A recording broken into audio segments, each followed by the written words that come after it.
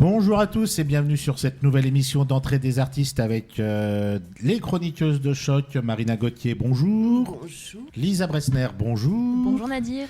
Roxane Fomberto, bonjour. Bonjour Nadir. Alors là, c'est un petit peu spécial parce que nos invités de la première émission ont voulu rester avec nous. Ils se sont tellement sentis bien qu'ils sont restés avec nous. Donc Adeline Belloc, rebonjour. Oui Nadir, bonjour. Et Iñaki Lartigue, bonjour également. Bonjour également. Mais, bien entendu, fais attention, tu commences à devenir comme Roxane. Fais attention. On a suivi les conseils de Marina. On a pris confiance. Oui, mais Marina ne donne pas que des bons conseils. Désolé. Je dis ça, je dis rien. Je dis ça, je dis rien. Oui, mais il faut le dire devant le micro. Voilà. Mais par contre, ça ne veut pas dire que nous n'avons pas deux excellentes invitées aujourd'hui, qui vont nous parler d'un spectacle qui s'appelle Frida. Donc Paola Dugno, bonjour. Bonjour. Donc Paola, tu es l'autrice et la metteuse en scène de ce spectacle que nous avons vu pour la plupart d'entre nous. Oui, exactement. Oui, non, mais c'est pas une question de piège. Nadir, on l'a vu, on était là. Oui, on était là, on t'a vu. Et tu es venue accompagnée de... Alors, j'espère que je ne me trompe pas en le disant. Anna Lorveau. Anna Lorveau. Qui joue tout simplement le rôle de Frida Kahlo dans ce spectacle. Anna, bienvenue. Merci. Alors, comment on va commencer l'émission ? Tiens, on va commencer par une petite chronique, à la cool. Alors, qui a une chronique aujourd'hui ? Qui a bossé Bande de feignants. Vas-y Lisa, je t'en prie. Alors, la première chronique, ce sera la chronique de notre Lisa. De quoi vas-tu nous parler aujourd'hui ? Je vais vous parler d'une dramaturge oubliée de l'histoire, une certaine Afra Ben. Ah, ouais, on adore. Qui la connaît ? On connaît pas. Vous connaissez Non, le nom du ou tout. pas Eh ben, On l'adore. Tu la c'est connais ? bien Non, la non. preuve, justement. Pourtant, elle a une vie détonnante. J'y vais du coup ? Mais vas-y, je t'en prie. J'y vais. Donc, je vous parle de cette figure un peu oubliée de l'histoire du théâtre et pourtant très particulière. Afra Ben, une dramaturge aventurière qui aurait été aussi espionne, mais également une des premières femmes à vivre de sa plume au XVIIe siècle en Angleterre. Elle a écrit près d'une vingtaine de pièces de théâtre dans lesquelles elle aborde des thèmes précurseurs à l'époque, comme la critique de l'esclavage et de la place des femmes. Quand elle est née, en 1640, Shakespeare est mort depuis 25 ans, Molière en France est né depuis 20 ans. Et elle va connaître un succès littéraire dingue. Ses pièces sont parmi celles qui sont les plus jouées à l'époque. C'est véritablement la Shakespeare de la période de la Restauration en Angleterre. On sait peu de choses sur sa vie. Elle a peut-être volontairement brouillé les pistes d'ailleurs. La légende veut qu'elle soit partie jeune avec sa famille en Amérique du Sud, au Suriname, colonie occupée alors par les Anglais. Elle était d'origine modeste et se serait mariée là-bas avec un marchand qui lui a donné son nom, Ben. Cependant, son mari va décéder très rapidement. Elle se retrouve veuve à 26 ans. Vous le savez, à l'époque, le veuvage pour une femme, ça peut être aussi la porte ouverte à la liberté. Et effectivement, sa vie commence véritablement alors. Rentrée en Angleterre, elle fascine la noblesse par le récit de son voyage. Elle se fait remarquer par le roi, Charles II, qui l'aurait envoyé faire de l'espionnage en Hollande. Et ça lui réussit plutôt bien. Elle a le charme, l'esprit, elle renvoie des informations cryptées vers Londres. On lui donne même un nom de code, Astrea. C'est inspiré de Honoré d'Urfé, L'Astrée, donc un ouvrage littéraire, donc c'est une petite référence littéraire, et ensuite elle gardera ce nom comme nom de plume, Astrea. On dit que l'une de ses missions, ça aurait été de se rapprocher d'un dissident politique pour essayer d'en faire un agent double. C'est vraiment James Bond le truc. Un certain William Scott. Mais ce dernier aurait fini par la dénoncer aux Néerlandais. C'est peut-être pour ça que le roi décide de ne pas vraiment la payer pour ses services. Bon, après tout, ça reste une femme. Et quand elle revient en Angleterre, elle est ruinée et se retrouve même en prison pour dette. Mais elle profite de ces 2 ans de prison pour écrire. Elle n'a alors qu'une obsession, réussir à vivre de sa plume. Et être considérée comme l'égale des hommes en art. Après tout, pourquoi pas ? À sa sortie de prison, elle publie sa première pièce, Le mariage forcé. Bon, avec le titre, on se doute, ça parle un peu du mariage arrangé. Le succès est alors au rendez-vous. Elle devient l'une des dramaturges les plus jouées de sa génération, hommes et femmes compris. Elle innove en testant la pantomime et le théâtre de masque. Elle écrit des comédies et des tragédies. Mais elle ne s'en tient pas qu'au théâtre. Ouais, parce qu'elle publie aussi de la poésie et pas moins de 13 romans. Alors 13 romans au cours d'une vie de 48 ans, ça semble déjà énorme, mais il faut aussi se dire qu'à l'époque, le genre du roman n'existe pas vraiment en tant que tel en fait. Donc elle contribue aussi à définir les contours de ce genre qui n'existe pas encore vraiment. Mais elle est aussi précurseur par les thèmes qu'elle attaque, comme le mariage arrangé et son impact sur la vie des femmes, mais aussi l'esclavage dans son roman le plus célèbre, Oroonoko. Dans ce roman, qu'on trouve facilement en français, elle raconte comment un esclave se retrouve leader d'une révolte mais finit par mourir sous la torture des colons. On y retrouve des thématiques qui ne naîtront qu'un siècle plus tard en France, chez Voltaire et Rousseau par exemple. Certains de ces poèmes abordent un peu le thème de l'érotisme, rien de plus flagrant que beaucoup des œuvres de ses contemporains hommes, mais elle sera taxée de libertinage et même de prostitution, parce que aussi, quand elle était espionne, peut-être qu'il y a eu un peu des rapprochements, tout ça. Ça lui vaudra des siècles d'oubli. Elle est réhabilitée le siècle dernier par des chercheurs, mais aussi par la grande Virginia Woolf, qui écrit dans Une chambre à soi, célèbre essai féministe, je cite, « Toutes les femmes devraient fleurir la tombe d'Aphra Behn, car c'est elle la première qui œuvra pour qu'elle puisse s'exprimer. » Bravo. Merci Lisa pour cette belle chronique. C'est vrai que c'est quelqu'un dont moi personnellement je n'avais jamais entendu parler. Donc qui en avait parlé autour de la table? Roxane, je sais que non, vu comment tu as dit. Non, mais justement, j'étais en train de me demander s'il y avait des ouvrages à l'heure actuelle qu'on pouvait trouver. Oui, alors en fait, elle est plus connue en Angleterre, donc c'est rare de trouver des traductions, à part du roman Oronuko, qui est pas mal traduit et diffusé en France pour le coup. Ah, elle a écrit aussi des romans. Ouais, okay. Carrément. Oronuko. Ouais, sur l'esclavage. D'accord, ah oui. Mais franchement, ça nous a donné envie de découvrir ses œuvres. Et pour rebondir, alors, parce que comme vous le savez, j'aime bien faire des petits quiz où je pose des questions très, très, très compliquées. J'ai vu avec mes chers chroniqueurs comment ils se sont arraché le cerveau dans l'émission précédente. Le quiz Avis, là, c'était trop bien, le truc que tu nous as fait la semaine dernière. Celui sur les critiques de ciné? Non, ce ne sera pas celui-ci aujourd'hui. J'en ai trouvé un autre. Et en plus, notre chère Adeline a un quiz aussi pour nous. Mais avant, avant de laisser la part belle à Adeline, j'avais une petite question que j'avais pas posée dans l'émission précédente et on va voir si, puisque nous avons plus de monde autour de cette table, qui pourra y répondre. Est-ce que vous savez pourquoi, à une certaine époque, à Paris, le boulevard du Temple, qui est dans le 3e et 11e arrondissement, était surnommé au 19e siècle le boulevard du crime? Lisa, si tu as la réponse, je te demanderai d'attendre. Parce que parce qu'elle a une grande culture théâtrale. C'est pour ça. Elle connaît beaucoup de l'histoire du théâtre. C'est juste pour ça que je te demande si tu sais pourquoi. Attends, c'est peut-être la seule qui aurait eu la réponse autour de cette table et tu l'empêches de parler. Attends, redis-nous la question là. Alors, pourquoi le boulevard du Temple, qui est dans le 3e et le 11e arrondissement, était surnommé au 19e siècle le boulevard du crime? Parce qu'il devait y avoir plein de gens qui tuaient d'autres gens. Non. Est-ce que c'était un boulevard qui était noir? Enfin, je veux dire, il n'y avait pas de lumière. Non. Est-ce que c'est... du coup, j'imagine que tu as donné un indice, c'est par rapport au théâtre. Oui. Il y avait des pièces policières. Est-ce que... comment il s'appelle, là, Johnny Depp, qui a fait le truc avec les mains d'argent, mais il a fait un autre film où il coupe des gens avec Sweeney Todd. Sweeney Todd, c'est ça? Non, rien à voir. Non, ça se passait à Londres, Sweeney Todd. Je parle bien du boulevard du Temple à Paris. Alors, des pièces policières? Non. Parce que les gens mouraient de rire. Non. C'est pas mal. Non. Mais je vais pas dire que tu chauffes, mais dans ton idée, t'étais pas loin. Tu l'as, Lisa? Moi, j'aurais dit comme toi, des pièces, c'était théâtre de boulevard à l'époque, et du coup... Non, c'est... Est-ce qu'il y avait quelqu'un qui mourait à chaque pièce? Attends, des trucs comme ça, des crimes, tu sais, genre de Cluedo un peu. C'est qu'en fait, sur ce théâtre, boulevard du Temple, il y avait plus d'une dizaine de théâtres en enfilade. Et en fait, comme chaque soir, c'était des tragédies qui se jouaient à l'époque, c'était très rarement des comédies, et qu'à chaque fois, quelqu'un mourait dans chacune de ces pièces. Voilà. Ce théâtre, ce boulevard a été surnommé le boulevard du crime, parce que dans chaque théâtre, chaque soir, il y avait au moins un mort. Tout simplement. D'accord. Et pas forcément des pièces policières, mais... Pas forcément, voilà. Et alors, juste pour vous dire, à cette époque-là, il y avait 10 théâtres en enfilade. Il y avait le théâtre lyrique, le théâtre de l'ambigu, le cirque olympique, les folies dramatiques, la gaieté, les funambules, les délaissements comiques, le théâtre des associés et le petit Lazzari. Tous ces théâtres-là ont été littéralement détruits. Il n'en reste plus qu'un seul sur le boulevard du Temple. Et je crois que tout le monde le connaît, ce théâtre qui s'appelait avant les Folies Meyer. Et qui maintenant s'appelle le De Jazet. C'est le seul théâtre de tout le boulevard du Temple qui a été sauvé. Qui a été sauvé de cette destruction de théâtre sur tout le boulevard. Donc de 10 théâtres, on est passé à un seul sur ce théâtre-là. En même temps, ils n'avaient pas la télé. Non, mais c'était même avant que la télé existe que les théâtres ont été détruits. C'est le baron Haussmann qui les a détruits. Ces théâtres-là, ouais. Donc si le boulevard Haussmann avait TF1, France 2 ou Dallas, il était balèze le mec quand même. Hein.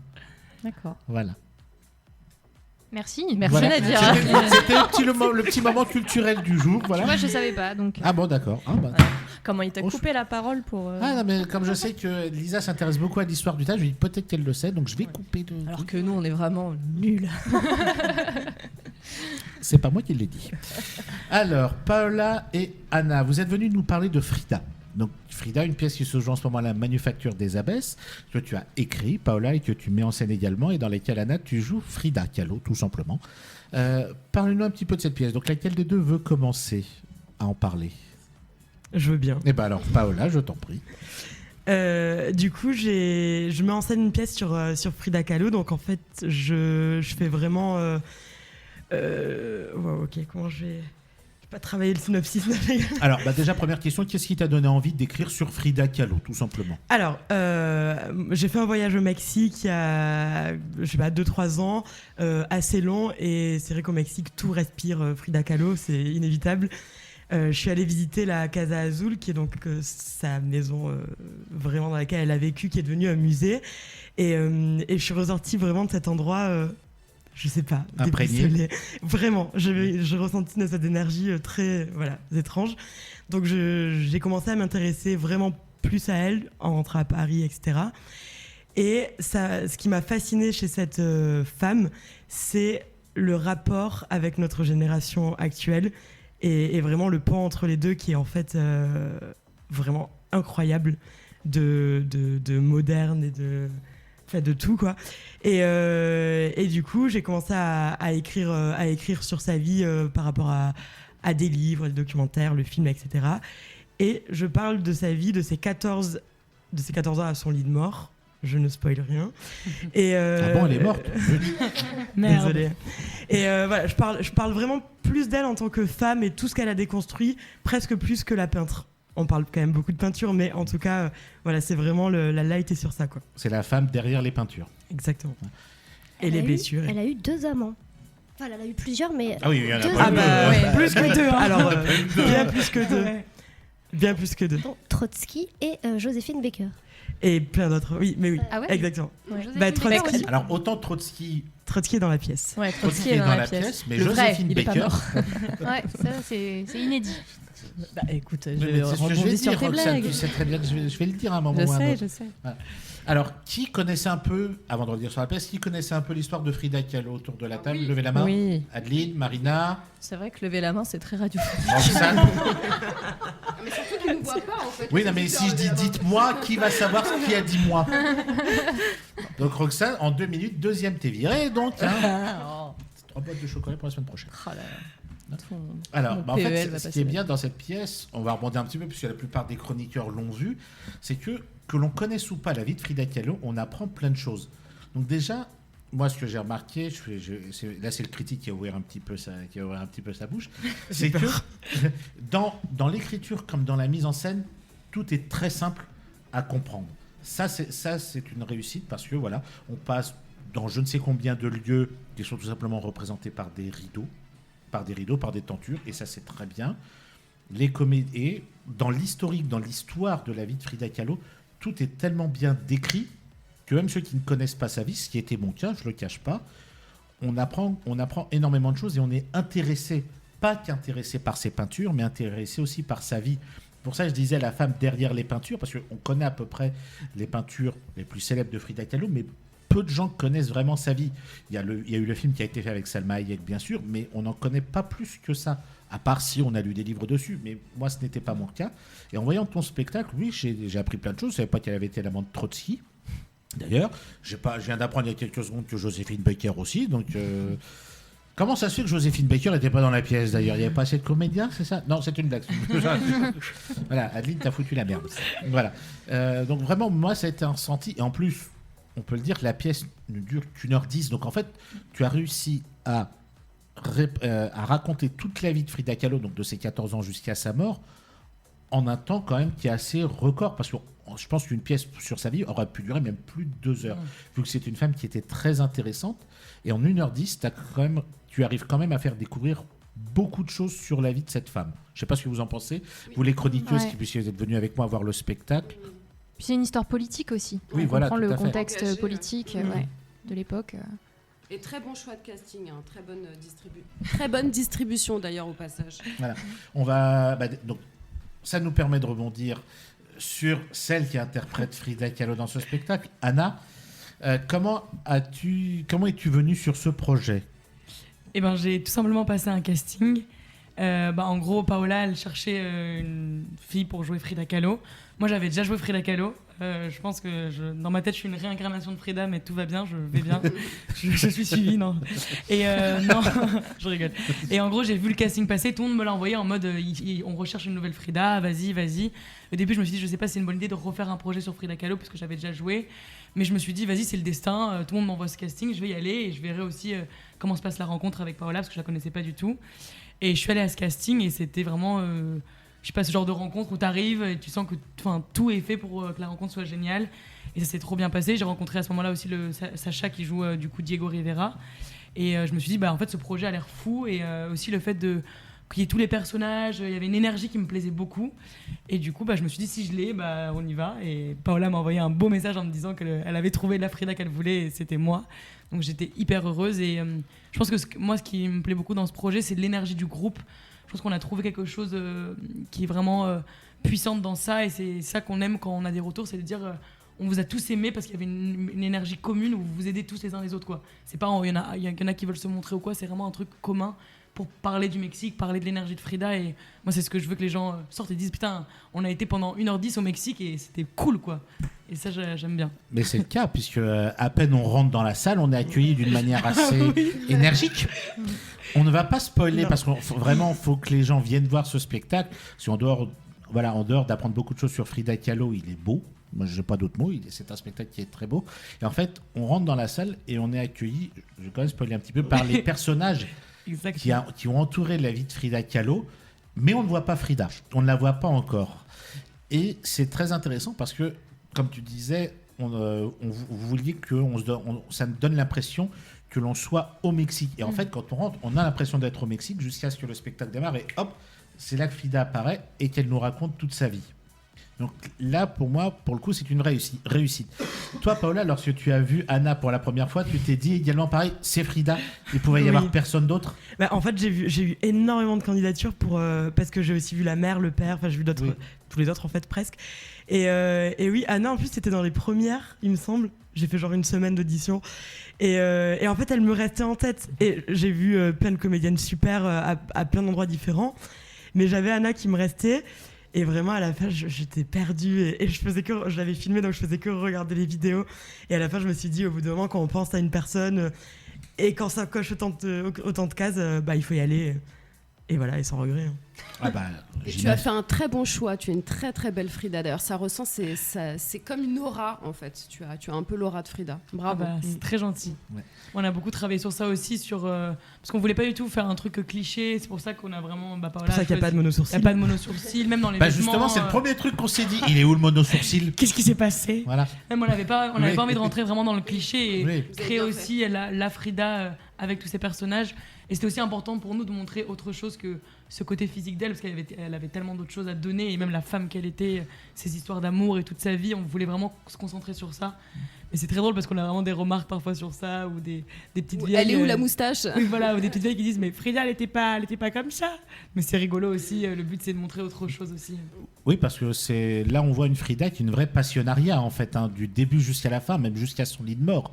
Et pour moi ça a été un très bon moment parce que vraiment la découverte a vraiment été totale. C'est-à-dire j'ai découvert la vie de Frida Kahlo, j'ai découvert ton travail puisque je ne connaissais pas, j'ai découvert là et aussi en fait toute cette équipe de comédiens, on va quand même les citer, même s'ils sont pas avec nous ce soir, cet après-midi. Ça passe vite. Mais en fait on se sent tellement bien qu'on a l'impression qu'il est déjà 21h. Pas du tout.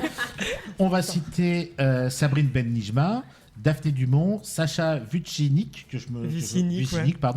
et Thierry Mulot. Donc en fait. Et Vanille Lehmann qui fait un remplacement là pendant 3 jours. Donc qui va jouer pour un remplacement. Qui joue depuis hier jusqu'à ce soir. Elle remplace du coup la narratrice et la journaliste. Et du coup, la narratrice et journaliste jouent le rôle de la mère. D'accord. Donc c'est complètement brouillé depuis 3 jours, mais c'est très intéressant. Ah, elle va devenir schizophrène, l'exceptionnelle. Elle va ressortir comme ça du matin. Qui suis-je? Mais voilà. Ah, mais c'est une très très belle équipe et sincèrement, on vous invite à venir découvrir Frida Kahlo à la Manufacture des Abbesses. Donc, c'est que je me trompe pas, les dimanches à 20h et du lundi au mercredi à 21h. Exactement. Et vous jouez jusqu'au 20 mai. Pour le moment. On espère on a des propositions. On vous tient au courant très vite. Voilà. On touche du bois pour vous. C'est à Paris. Et c'est à Paris, Oui. à la Manufacture des Abbesses, tout à fait. On va faire une petite coupure musicale et on se retrouve dans quelques instants avec nos invités, nos chroniqueuses de choc. À tout de suite. Nous sommes de retour dans Entrée des artistes. Donc je vais citer d'abord nos invités, Paola Dugno, Anna Lorveau, Iñaki Lartigue et Adeline Belloc qui ont décidé de rester toute la semaine avec nous. C'est bien, ils ont élu domicile à Entrée des artistes. Merci à vous d'être restés. Et nos chroniqueuses de choc et de folie, Roxane, Lisa et Marina. Et chose très étonnante, une de nos invitées nous a préparé un quiz. Donc là, pour le coup, je ne suis au courant de rien du tout. Oui. Je ne suis au courant de rien du tout. Donc ça va être bien parce que je vais pouvoir y participer moi aussi également. Je vais me mettre un petit peu en RTT. Je vais me mettre un petit peu en RTT pour le coup. Donc Adeline, c'est à toi. Vas-y, le petit quiz de l'invité, je t'écoute. Alors, c'est un quiz très court qui va parler de fantasmes, vu que c'est le spectacle. Je passe mon tour. Donc. Non, les fantasmes, il n'y a pas que les fantasmes sexuels, il y a aussi les fantasmes liés à la mort et tous les fantasmes du quotidien. Donc, les spectateurs écrivent sur un papier de façon anonyme, enfin, ils répondent à des questions. À votre avis, quels sont les 3 fantasmes qui reviennent le plus souvent? Mais dans la mort? Dans la mort? Non, en général, soit les fantasmes du quotidien, la mort, ou les sexuels. À votre avis? Déjà. La richesse, un fantasme, genre je veux gagner au loto. Ouais, j'allais dire pareil, gagner au loto. Ouais. Mais moi, je comprends pas cette histoire de fantasme de la mort, hein, pardon. Mais alors en fait, c'est par exemple mais comment le fantasme de la mort. Eh ben, j'aimerais bien mourir dans l'eau. Ah ouais, Non, ça non. j'aimerais bien. C'est tout ce qui est en Tuer rapport quelqu'un, avec voilà, l'émancipation, la vengeance. Ah, genre tuer ton père. Voilà. Mais justement, Là, on est dans Star, on est bien dans Star Wars. Elle m'a dit voilà d'un air tellement gêné. Elle m'a dit voilà. Mais là, c'est vrai que c'était très gênant pour le coup. bon, alors on va commencer, à votre avis, le fantasme mignon que tout le monde a envie de faire par spectacle. On en a 3 ou 4 réponses. Parler. Quand t'es dans le public, parler. Non, c'est non. pas un fantasme mignon. Non, un fantasme, c'est vraiment une envie. Être amoureux. Tu dis, tu sais, à un moment où personne n'a le droit de parler, t'as envie de parler. Ah ouais. Ah, ça, c'est un film.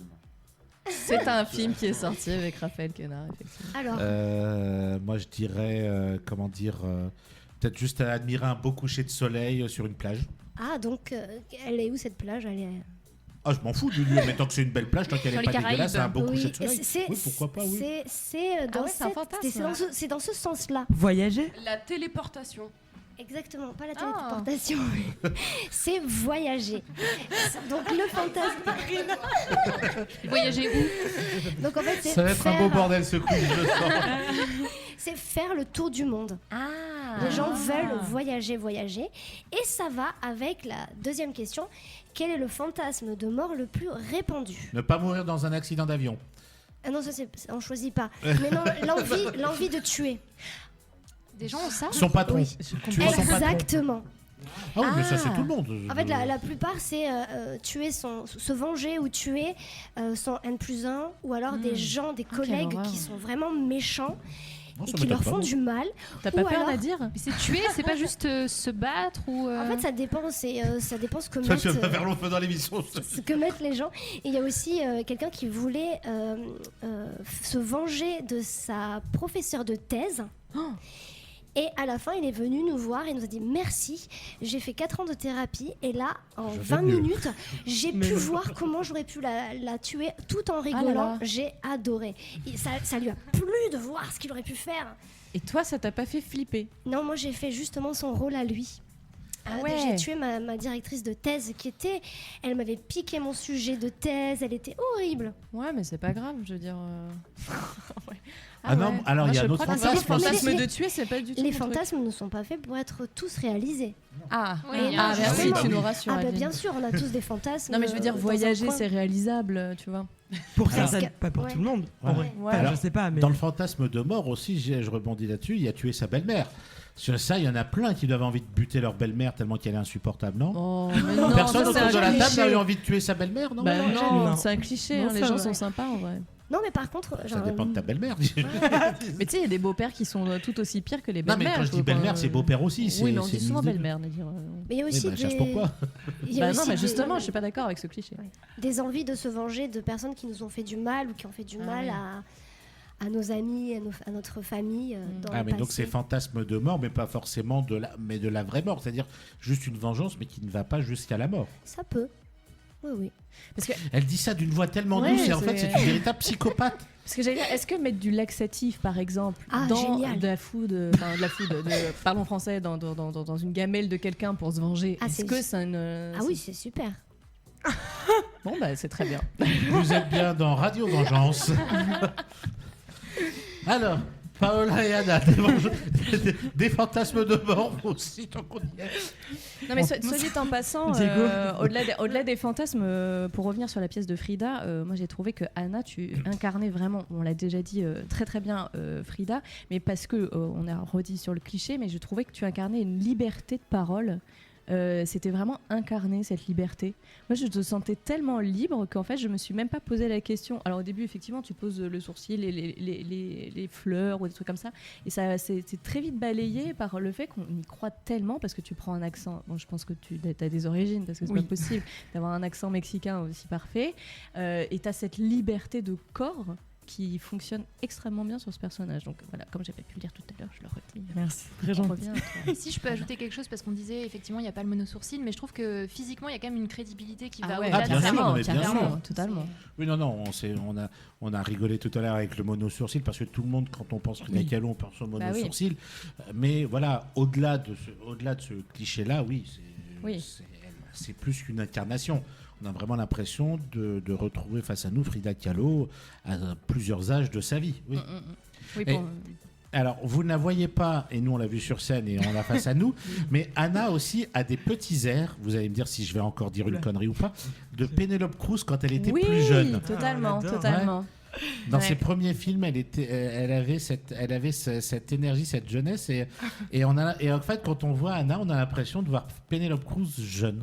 Ah là Bah, là. j'attends Prends ce compliment, que Anna. Almodovar me propose de jouer Frida Kahlo. Je suis partante totalement. Ah, le tiens, prochain pourquoi film. pas. Pedro, si tu nous écoutes, hein, parce qu'il écoute souvent Speed Radio. Propose-moi, Puis il propose-moi. écoute souvent Speed Radio, hein, il est fan des chroniques de Roxane. D'ailleurs, Roxane, on va rebondir là-dessus. Si, claro. Alors, quelle est la chronique de Roxane aujourd'hui? Et- Pourquoi je fais cet accent de merde? On a toujours envie. Il y a J'allais des dire, gens qui je- sortent je de vais la Frida, faire, d'un coup parlent Oui. ils parlent Je me suis espagnol. dit, je vais essayer avec l'accent espagnol, puis non, ça va être Ça trop dépend de quoi compliqué. tu vas parler, ça peut être très drôle. Écoute, déjà, je vais commencer cette chronique par un petit quelque chose que j'ai envie de mettre en place, Nadir, un peu à chaque fois de mes chroniques quand je... Enfin, tu vas voir, bon, bref. C'est mon petit courrier des lecteurs, ou plutôt écouteurs de ma chronique. Ceux qui m'écrivent pour me dire qu'ils sont d'accord avec moi ou pas, car finalement, donner son opinion sur une série, eh bien, c'est quand même très, très subjectif. Et oui, puisque c'est mon opinion. Bref. Donc, en écoutant ma chronique de la semaine dernière, souvenez-vous, sur la fièvre VS Mercato, un écouteur pote à moi que je nommerai Jiffy, car il est l'égérie de Jiffy. Donc, Jiffy m'a Donc, nous fait devons part- citer deux autres marques par l'occasion. Ah bah il est Lesquelles aussi grand frère et Candia, alors vas-y Voilà, hop. hop. Donc Jiffy m'a fait part de son opinion complètement opposée à la mienne, c'est-à-dire ah non, la fièvre j'ai adoré, et puis mais non, Mercato c'est nul. Un débat d'idées donc hyper intéressant et très argumenté, merci Jiffy. Mais qui nous rappelle que pour se faire une vraie opinion, mieux vaut aller voir par soi-même. En tout cas, n'hésitez pas à m'envoyer vos suggestions de séries, mais aussi votre opinion sur les séries dont je parle dans mes chroniques sur mon Instagram, Roxane Fomberto. Cette semaine, Nadir, je vais vous parler d'une mini-série qui a fait craquer mon petit cœur de trentenaire. Et Oh, tu qui les fait fais pas. un petit slash de trentenaire allant vers les quarantenaires. Oui, mais Et- j'ai mais- fait un compliment, là, n'a rien à foutre. Mais, ah oui, Remarquez, c'est merci Nadir. Je- Je t'offrirai mes chocolats en premier. Il y a intérêt. Donc mon petit cœur de trentenaire et qui m'a plus ou moins rappelé quand même Frida, parce que Frida, on l'a dit, a eu plusieurs amants. Et donc là, je vous parle de la mini-série qui s'appelle Fleur Bleue, disponible sur Canal+, mais également sur YouTube, car produite par les studios Bagel, ou Bagel. parce que quand même, tu m'as repris tout à l'heure. Non mais excuse-moi, à part toi, personne dit replay. C'est normal que je te reprenne, je m'excuse. Alors, les studios Bagel. C'est une mini-série de 10 épisodes de 3 minutes, idéale donc si vous n'avez pas le temps parce que vous êtes surbooké par la vie. La série est écrite par Enya Barou et co-réalisée par Martin Darondo, ce qui a permis à Enya Barou de jouer le rôle principal de Fleur. D'ailleurs, Enya Barou ne sort pas de nulle part car son père n'est autre que Olivier Barou de Cadet Olivier. Autant vous dire qu'elle est bien coachée, la petite. Allez, hop, je vous pitch le concept de la série. À chaque épisode, on retrouve Fleur dans son lit après avoir fait l'amour avec un mec. Et à chaque épisode, c'est un nouveau mec. Fleur est le mec patriote, Fleur est le mec inquiet, Fleur est le mec déconstruit, etc. etc. L'occasion pour Enya Barou de parler de ce qu'est être une femme trentenaire et célibataire, mais pas que. Au travers de ses portraits d'hommes, la scénariste, réalisatrice et actrice nous parle de la société d'aujourd'hui et ses travers. De cet homme déconstruit qui demande la permission pour tout et qui en fait se révèle être un mascu frustré. De cet éco-anxieux qui s'enflamme pour un robinet qui fuit mais qui est prêt à faire des enfants. Ou encore de celui qui s'épile entièrement et ne supporte pas la vue d'un poil. Bref, vous l'aurez compris, la série est humoristique et avec un vrai fond qui nous fait un peu vriller la tête et nous renvoie à nos propres tares. Chez les hommes, on retrouve entre autres Alex Ramirez, Bertrand Huskla ou encore Xavier Lacaille. Mais on retrouve aussi une fille, parce que oui, avoir trop d'hommes, parfois on se demande si une femme ça serait pas mieux. Et je ne vous divulgage pas le dernier épisode que j'ai trouvé très croustillant sur le rapport intergénérationnel mère-fille qui est tout simplement drôle et gênant à la fois avec une actrice que j'adore, Zabou Bretman. Bref, Fleur bleue, ça donne envie de rencontrer l'autre même avec tous ses défauts. Alors oui, vous me direz non mais Roxane, cette série elle est sortie en janvier et je vous répondrai que je fais ce que je veux, c'est ma chronique et d'ailleurs si je vous en parle maintenant ce n'est pas anodin, c'est bien réfléchi mes cocos, c'est tout simplement que mai c'est demain et qui dit printemps dit sexe évidemment, ça va batifoler dans les forêts et je parie que vous aurez vous aussi des anecdotes bien pittoresques à raconter à l'apéro. Je vous laisse en espérant que les températures remontent mais pas trop quand même. Oh. On remercie Roxane pour cette belle chronique sur cette série. C'est vrai que j'en avais un peu entendu parler, mais ça donne envie de la découvrir. Comme on a découvert grâce à toi le verbe divulgacher. J'adore. Oui, Écoute, mais c'est bien, mais parce que tout le monde dit spoiler. Et en fait, il y a un mot en français qui est divulgacher.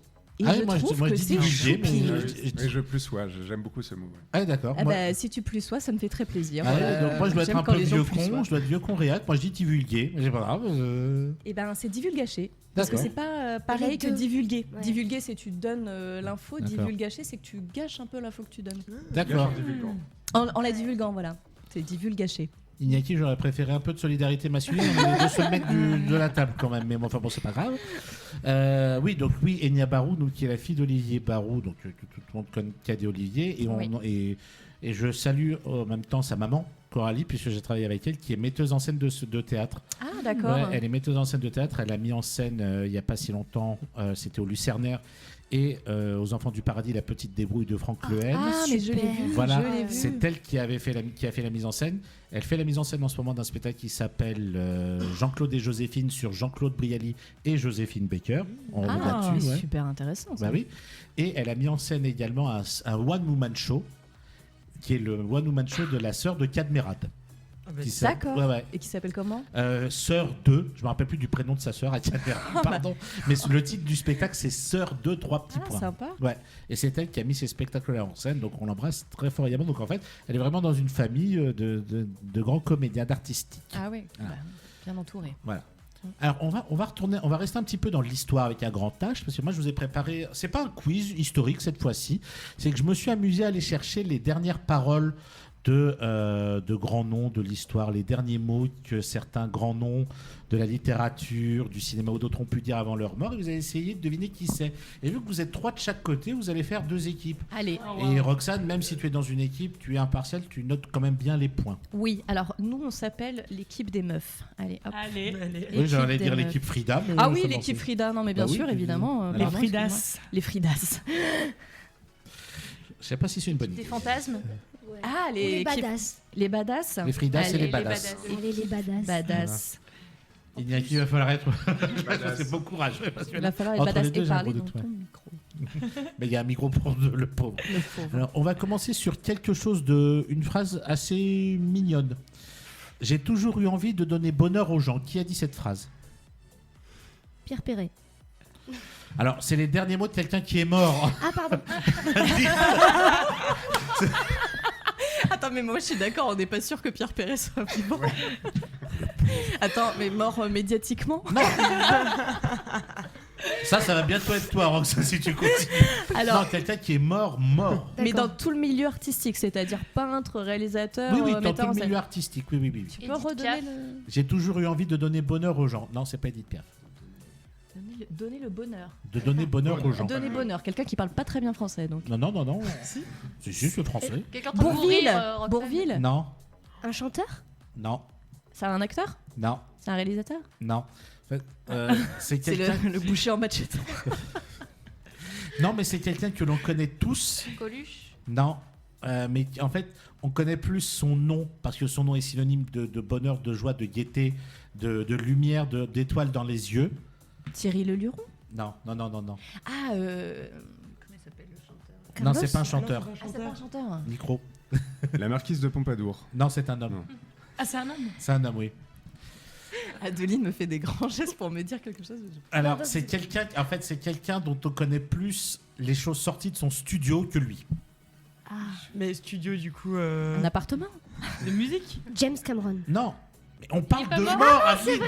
Arrête de vouloir enterrer des gens vivants depuis tout à l'heure, c'est Mais ça, insupportable. c'est les fantasmes. Elle veut. Voilà. en fait, Je veux faire crever Pierre Perret, je veux faire crever James Cameron, et enfin couler avec le Titanic. En fait, Adeline est complètement perturbée par la mort. Bah ouais. Studio de musique ou de Non, cinéma? studio de cinéma. Enfin, cinéma. Walt Disney. C'est Walt Disney. Ah. Voilà. Et voilà, il parlait pas très Ah bien oui, français, d'accord. Walt On Disney. cherchait une personne. Moi, je cherchais une personne. Ouais, pareil. Voilà.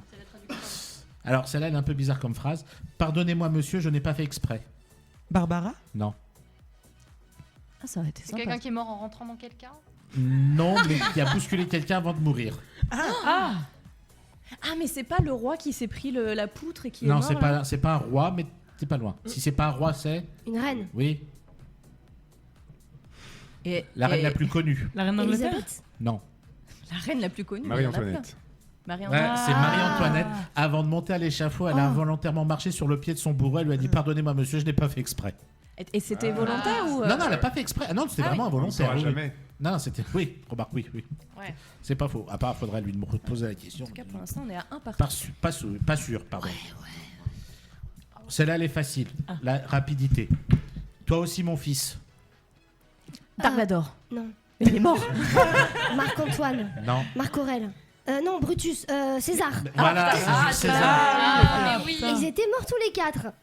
Oui, bah. Non, mais je tiens à Elle a fait préciser. tous les Marc-Antoine, Marc-Aurèle, Brutus, César. T'as des relations d'idées, je te jure, tu fais flipper. Bah, elle Adeline. était dans l'Antiquité. Hein.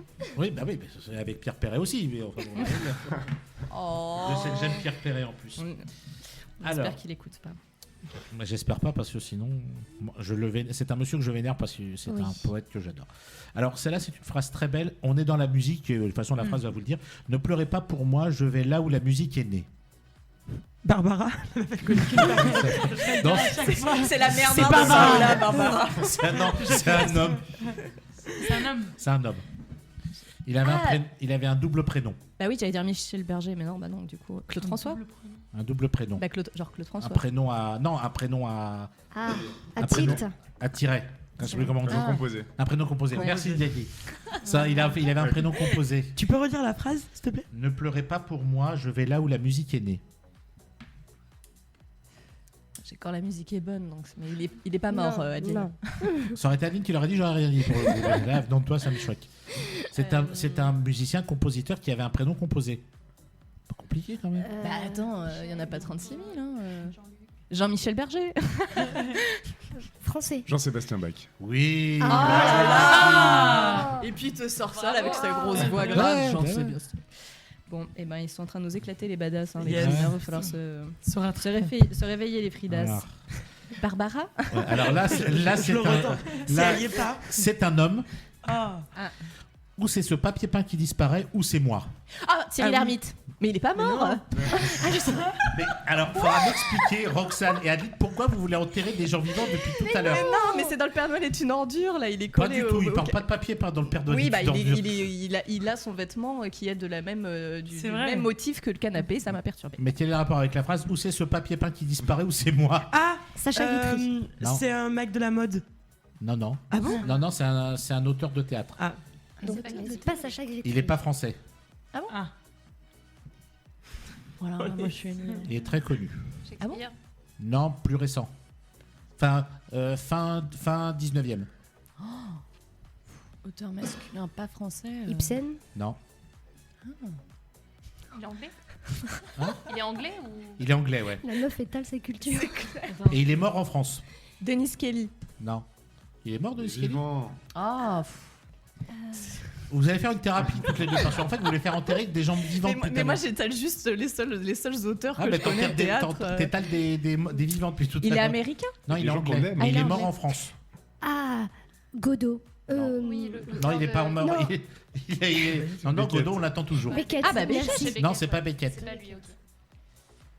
C'est plus, c'est avant. C'est Homosexuel. fin, Le mec qui a écrit Angels in America. Oui. Non. Ah. Bah, Non, fin 19e, j'ai dit.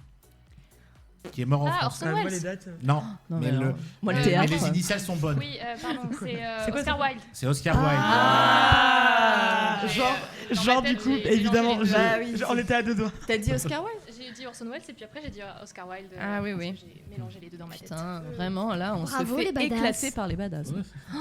On laisse. C'est pas des Alors. questions faciles sur, je sais pas moi, la Alors, télé. sur Frida Kahlo.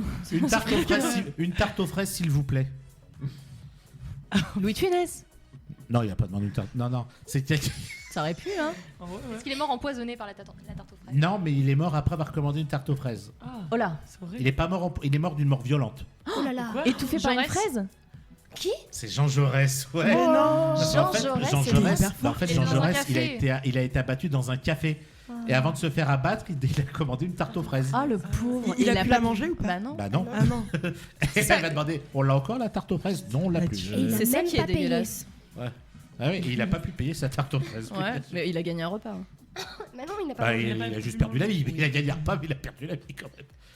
Alors, Putain, j'ai- alors, plus récent, et c'est un acteur, donc ce n'est pas Barbara, J'emmerde la mort. J'emmerde la.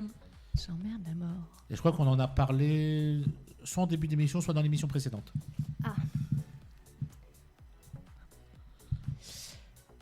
Non, c'est Iñaki qui m'a parlé de lui dans la première émission, je viens de me rappeler. Bah, mais trop facile. Bah oui, bah, Marlon Brando. C'est Marlon Brando. Ah, voilà.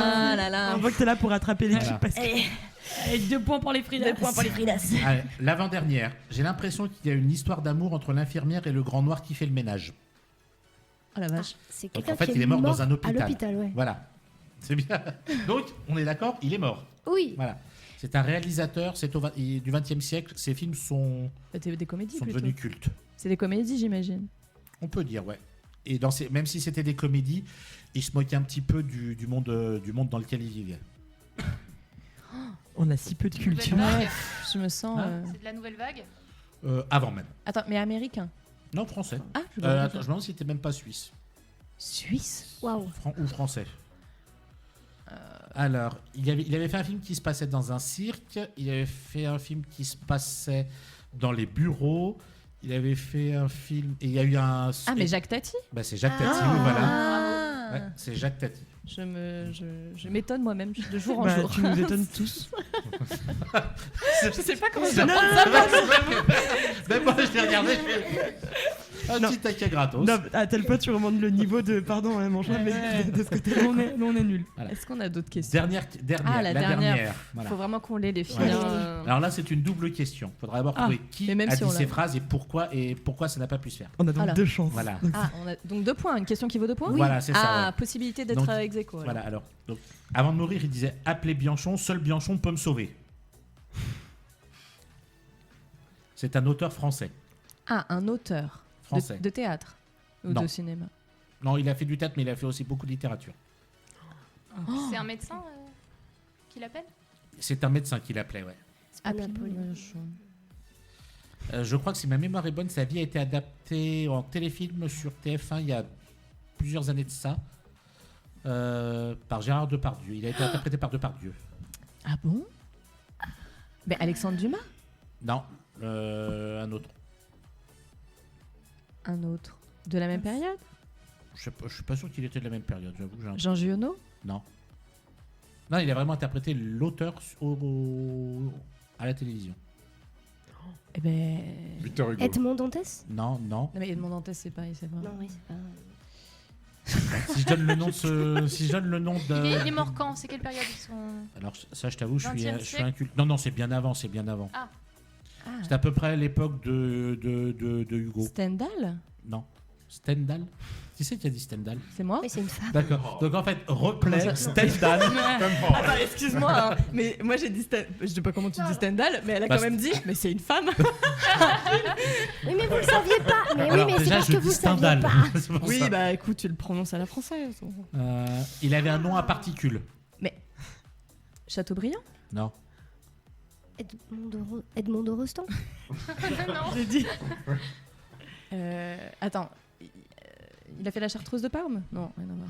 Non, je crois pas. Bah non, mais c'est Stendhal. De Vigny. Non. Il a un nom particulier. Oh là là. Sa pièce la plus connue s'appelle Le Faiseur. Oh là là. Bon, bah, voilà quoi. Et t'as pas un roman connu? Il faisait que des pièces de théâtre? Non, il a fait des romans aussi, mais je vais vous chercher un roman si c'est Non, trop c'était un compliqué. romantique. de- L'époque des romantiques. L'équipe des badass, on leur Ah non, portable. on ne Ouais, cherche non, pas. Ah bah si, il y en a, si je vous dis le nom, vous allez le trouver tout de suite. Badi. Le Père Goriot. Ah, Balzac. Oui. Balzac, Honoré de ouais. Balzac. Ah ouais, mais alors moi tu vois. Ouais, Voilà. Ah oui, d'accord. Et donc pourquoi le docteur Bianchon n'a jamais pu venir pour sauver Balzac? Pourquoi il a Non, jamais déjà, ils ont gagné un point, les badass. Ouais. Ok. Et Alors, pourquoi le docteur Bianchon n'est jamais venu pour soigner Balzac? Non, Il y a Balzac. plus de Voyage. calèche? Non, Il était coincé dans les embouteillages. non, Il était malade, je sais pas. non, Parce que c'était la Saint-Barthélemy? non, Il était mort. non, la porte était fermée à clé. non, Il était lui-même hospitalisé. non. C'est gouré d'adresse. Il n'existe pas. Parce qu'il n'existait pas. En fait, le docteur Mais elle est Bianchon trop était un forte. docteur que Balzac avait créé dans l'un Oh de ses là romans. là. Et il était tellement Oh, c'est en train de beau, ouais. mourir, il avait par de la la fièvre, tête. qu'il a demandé à un docteur imaginaire qu'il avait créé de venir le soigner. C'est incroyable cette Ouais. histoire. Voilà. Bravo, Ah là et je sais là. pas comment tu fais tes quiz, mais j'adore. Hein. C'est- Ouais, franchement, on en a mais Bah, pas tu je plein. fais m'étonnes des que recherches, t'adores, je elle a fais tous des les Il points. travaille. Mais je travaille, oui. comme vous faites de très belles chroniques, et moi je travaille sur mes quiz. Bon bah Donc l'équipe de l'équipe des Fridas. badass vous 7 a points. juste littéralement laminé. Voilà. Donc Et c'est nous- sur ce laminage et cette victoire des badass que nous marquons une courte pause musicale avant de retrouver nos chroniqueurs et nos invités de choc. Nous sommes de retour pour ces dernières minutes d'entrée des artistes sur Speed Radio avec toute l'équipe de choc, Roxane, Lisa, Iñaki, Adeline, Anna et Paola, dont je rappelle le spectacle Frida se joue en ce moment à la Manufacture des Abeilles jusqu'au 20 mai et on va rentrer dans le vif du sujet. On va reprendre un petit peu le débat que nous avions entamé la semaine dernière sur l'avenir de la culture en France, parce que je vous rappelle que on a appris en février dernier que le budget qui devait être alloué à la culture de plus de 200 millions d'euros a été squeezé. En gros, a été supprimé pour de multiples raisons. Donc, en fait, au lieu d'une augmentation du budget de la culture de 6%, il n'y a eu que 1%. Donc, perte de 200 millions d'euros pour la culture. Ajoutez à ça la baisse de fréquentation de certains lieux culturels, que ce soit les expositions, les théâtres, peut-être même les cinémas aussi. Ah, mais parce c'est que sûr, les ils cinémas, vont, parce voilà, que- les cinémas aussi. Donc, est-ce qu'on doit avoir une grosse inquiétude à l'heure actuelle pour la culture en France, vraiment, que ce soit la culture audiovisuelle, théâtrale, cinématographique ou même d'exposition, on peut dire ça. Donc, Mais ce qui est sûr, c'est que tu vois, là, rien qu'à Paris, quand on parlait du cinéma, tu as le Normandie qui va fermer, qui Oui, est quand même une j'ai salle appris ça il y a pas longtemps. qui est historique, qui est magnifique, pour des raisons budgétaires, parce qu'ils peuvent plus payer le loyer. Et on a eu à plusieurs reprises la Clé, qui est un petit théâtre, petit cinéma d'art et d'essai, qui a failli mettre la clé sous la porte. Et c'est une association d'amoureux du cinéma qui ont réussi à lever les fonds pour récupérer le cinéma. Mais effectivement, de toute façon, avec l'arrivée des plateformes, on sort moins. Et puis depuis le Covid, on sort moins, ça c'est sûr. oui, mais donc, est-ce que ce serait le Covid qui aurait fait que maintenant, donc quand même presque 3 ans après, et tous ces lieux culturels auraient perdu toutes ces fréquentations, que ce soit les cinémas, comme tu le dis, les théâtres, les choses comme ça, parce que c'est quand même grave. Tu parlais des cinémas, moi je repense, on a découvert ça cette semaine, le théâtre La Flèche, qui est un haut lieu de découverte théâtrale, qui est en passe potentiellement de disparaître et qui appelle à l'aide. Ouais. Il y a eu les déchargeurs aussi. Les théâtres des des chargeurs. qui a Pour fermé, certaines hein, raisons, les chargeurs qui a fermé l'été dernier, c'est quand même grave parce que on on n'arrête pas de dire de notre pays l'exception culturelle française, mais là, l'exception culturelle est en train de couler. Donc, donc comme on disait, on perd énormément de fréquentation dans les cinémas, dans les théâtres. Je ne sais pas, vous, comment ça se passe dans les théâtres où vous jouez, que ce soit à la Manufacture, au Théo ou à la Croisée des Chemins. Je ne sais pas comment au niveau fréquentation ça se passe, mais il y a énormément de théâtres avec de très beaux spectacles où c'est de plus en plus vide. Oui. Où maintenant, les gens vont plus aller au théâtre voir des têtes d'affiche, même si, je suis désolé, le spectacle est mauvais. Donc, est-ce qu'on prône l'affiche à la qualité du spectacle? Et c'est pour ça que certaines compagnies, certains théâtres sont, j'aime pas ce mot, mais voués à l'échec. Pareil pour le cinéma ou les séries télé, d'ailleurs. Là, j'aimerais avoir vos avis à tous, pour le coup. Mais justement, on parlait en off tout à l'heure avec Iñaki sur le fait que maintenant, par exemple, produire un film sans tête d'affiche, c'est très compliqué. Produire du petit cinéma indépendant, du petit film indépendant avec des nouveaux acteurs à peine émergents, c'est compliqué parce que les financements vont aller s'il y a une tête d'affiche. Donc ça fait aussi un appauvrissement, tu vois, de la diversité cinématographique. Et en théâtre, comme tu dis, c'est exactement la même chose. En fait, on va financer des têtes d'affiche, même si la pièce elle est déjà vue et revue. En fait, tout ce qui est émergent, ça va passer à côté. Donc je rejoins ce que tu dis. Mais effectivement, ce problème de tête d'affiche a lieu un peu partout quand même. Et même dans les expositions, parce que tous les ans, on a quand même droit toujours aux mêmes expos. Hein. On fait toujours Renoir, on fait toujours les impressionnistes, on fait toujours Rothko. Parce que c'est ce qui attire le plus de monde. Bah oui. Enfin, surtout les touristes, en fait. Oui, bien sûr, oui. Donc, en fait, l'apport financier viendrait surtout sur les expositions, plus via les touristes qui viennent à Paris, plus que les Français et les Parisiens eux-mêmes. Je pense.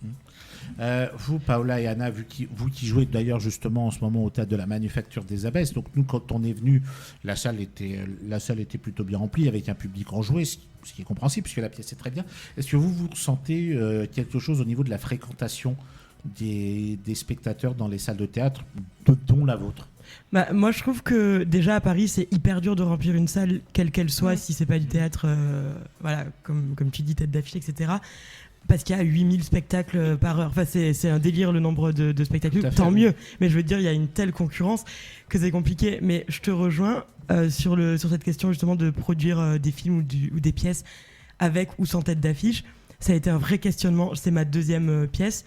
Sur la première et du coup sur celle-là, ça a été un vrai questionnement. Et pour les auditions, j'ai vraiment eu des gens connus qui sont venus passer. Et j'étais étonnée parce que pour un projet plutôt émergent et tout.